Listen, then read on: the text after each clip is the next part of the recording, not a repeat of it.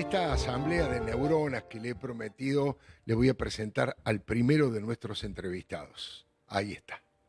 Carlos Magariños, ahí lo estamos viendo, político, diplomático, empresario argentino, embajador de Argentina en Brasil del 2016 hasta el 2019 durante el gobierno del expresidente Mauricio Macri, pero hay más todavía. En 2 oportunidades fue elegido director general de la ONU para el Desarrollo Industrial del 97 al 2001 y del 2001 al 2005, y actualmente es director del grupo Werkey.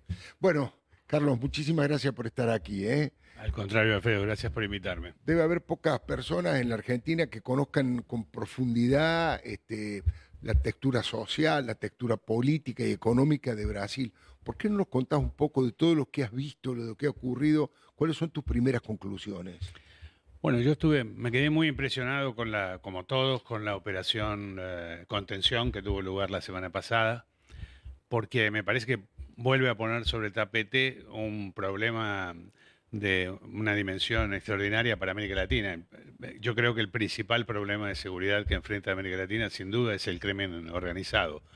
Cuando venía para acá, estaba revisando algunos datos para compartirlos contigo y encontré 2 trabajos, uno del Fondo Monetario, otro del Banco Interamericano de Desarrollo, y los dos cuantifican el crimen organizado como una pérdida de 3,5 puntos del Producto Bruto de América Latina. Impresionante. Ana, es una cantidad, para dar una idea de lo que significa eso es el 80% del gasto en educación de todo el continente. No, O tremendo. sea, es una cantidad de dinero enorme. Está calculado como la cantidad de gente que deja de trabajar producto de los ataques de los narcotraficantes o de la gente que trabaja menos por problemas de seguridad, más todo lo que gastan las empresas, los gastos adicionales de las compañías para proteger a sus instalaciones, a sus trabajadores.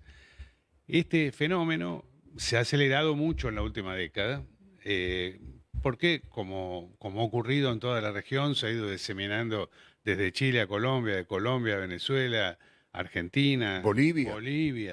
Y en Brasil, como pasa con toda América Latina, es el país más grande del mundo, se llaman ellos, el más grande de América Latina. Todo es más grande ahí. El narcotráfico también tiene una dimensión realmente sobresaliente, tanto en Río de Janeiro como en San Pablo, cada uno con su cartel, ¿no? El Comando Vermelo y el primer comando de la capital. Lo que yo pude ver en Brasil en los años de Naciones Unidas, después como embajador, una gran preocupación de las autoridades, como ocurre en todos los países, por la manera en que se infiltra el aparato del narcotráfico, tanto en las fuerzas de seguridad, a través de elementos corruptos de las fuerzas de seguridad, o en la política, a través de elementos corruptos de la política. Y, por otro lado, el impresionante efecto que tienen penetrando e infiltrando los sistemas de la economía formal. Yo no sé si recordás, hace un par de meses, en agosto, hubo una operación gigantesca en San Pablo, por supuesto de características completamente diferentes que la que tuvo lugar en Río de Janeiro. Se llamó Operación Carbono Oculto, y lo que buscaban era justamente identificar las fuentes de financiamiento y cómo neutralizar los flujos asociados al comercio y la inversión provenientes de actividades ilícitas. La ruta del dinero, digamos. Exactamente, la ruta del dinero del narcotráfico en Brasil. Bueno, se incautaron activos por unos 200 millones de dólares aproximadamente, pero los flujos de inversión, de comercio, vinculados a todo este proceso, sumaban casi 10.000 millones de dólares, una cantidad fenomenal. Todo a través de compras de combustible, a través de compras de refinerías de caña de azúcar, ingenios de caña de azúcar, y también infiltrando lo que hoy llaman las fintechs, las financieras tecnológicas. Claro. Algunos de los bancos involucrados en el proceso, por ejemplo, que cotizaban en bolsa, vieron desplomarse su valor de mercado como producto de esta operación. Sí, un problema que verdaderamente convoca a un trabajo de coordinación regional, ¿no? Ahí respondió muy bien el gobierno argentino, enseguida trabajando sobre la triple frontera, pero como sabés bien, nosotros también tenemos el problema doméstico bien enraizado en lugares como Rosario, el conurbano. Estaba pensando que cada vez sofistican más no solamente los mecanismos bélicos con armamento, con drones, sino cada vez sofistica más la forma del lavado del dinero, los mecanismos del lavado de dinero. Antes era muy fácil, o no era muy fácil, pero uno podía advertir esos hoteles que nunca tenían absolutamente ningún pasajero. Esto que estás contando están realmente en la economía real y es muy difícil encontrarlo, no es tan fácil. Se están ramificando a todas las actividades. Mira, no nos ha pasado a nosotros en Grupo Huerten, en nuestro negocio de entretenimiento por vía satelital, pero nosotros participamos de los debates de la industria. Sí. En Brasil, por ejemplo, hay proveedores de cable que vienen, están asociados y son productos desarrollados por los narcotraficantes. Van y te cortan el cable de la fibra que está tirada por una compañía legal Sí. y se presentan al día siguiente y te ofrecen el cable de la compañía de narcotráfico. Mafia pura. Total. Lo mismo con la producción de contenido pirata. Es decir, es un complejo que, como señalabas muy bien recién, se ha ramificado una cantidad de actividades que ya cubren prácticamente todo el abanico de las actividades lícitas de la economía real. Recién lo vinculaste a lo que pasa en la Triple Frontera y a el impacto en la Argentina. Primer tema, hay varios impactos. El primer tema tiene que ver con que han encontrado fusiles FAL que pertenecían al ejército argentino. Algunos especulan que fueron los fusiles que se le perdieron a Agustín Rossi cuando era ministro de Defensa en su momento. Agustín Rossi, justamente un hombre de Rosario, en donde el narcotráfico se infiltró tanto. No quiero hacer ninguna acusación sin argumentos, pero digo, primer tema, tenían armamento y siguen buscando armamento argentino. Primera reflexión. La segunda es, hay ramificaciones por ahora, creo yo, pequeñas, pero existen del propio Comando Vermelho en nuestro país, ¿no? Así es, el Comando Vermelho está presente en toda la zona de Triple Frontera, pero también tienen lazos con distintos carteles, tanto en Argentina como en Bolivia. Fíjate las manifestaciones de Chile el último año de gobierno del presidente Piñera, por ejemplo. Una cosa que nunca había ocurrido en Chile, el nivel de destrucción de la infraestructura. De violencia callejera, claro. Y eso es una cosa típica de la ramificación del narcotráfico. Mencionabas el tema de los fusiles, FAL. Se generó todo una especie de rulo, si me permitís usar el término, Sí. con a raíz de una recompensa que se ofrecía a quienes consiguieran decomisar o entregar o señalar dónde retraer o retirar fusiles o armamento de narcotráfico. Entonces, eso generaba, por el monto de la recompensa, que era aproximadamente $1.000, generaba todo un proceso ilícito por el cual armas que legalmente estaban en la fuerza de seguridad desaparecían, como Claro. mencionaba recién el FAL, y aparecían en manos de narcotraficantes y habían sido reportadas por alguna persona interesada en cobrar la recompensa. O sea, la recompensa, en lugar de limitar la cantidad de armamento, generaba un flujo de armamento destinado a cobrar la recompensa. Era un círculo virtuoso en lugar de un círculo vicioso. Generaban casi mayor consumo. Llevos también a la política, sos un conocedor todo el tiempo en Brasil y además un experto internacional.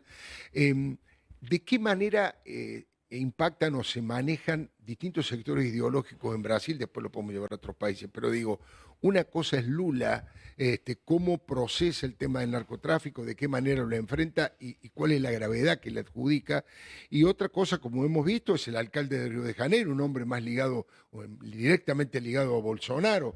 Ahí hay distinta comprensión del fenómeno, hay como una actitud más, digamos, de mirar un poco para otro lado, de no darle la verdadera dimensión al problema en el caso de los partidos como el del Partido de los Trabajadores. Bueno, sí, sin duda eso puede pasar en muchos países, entre izquierda y derecha hay filosofías distintas acerca de cómo lidiar con las fuerzas de seguridad, Claro. qué rol tiene la policía, el ejército, etcétera. Pero yo diría que en el caso de Brasil hoy, esa distinción dura poco. Fíjate, Alfredo, cuando ocurrió esto, hubo una gran pirotecnia política entre el gobernador del estado de Río de Janeiro, Claudio Castro, y Lewandowski, que es el ministro de Justicia de Lula.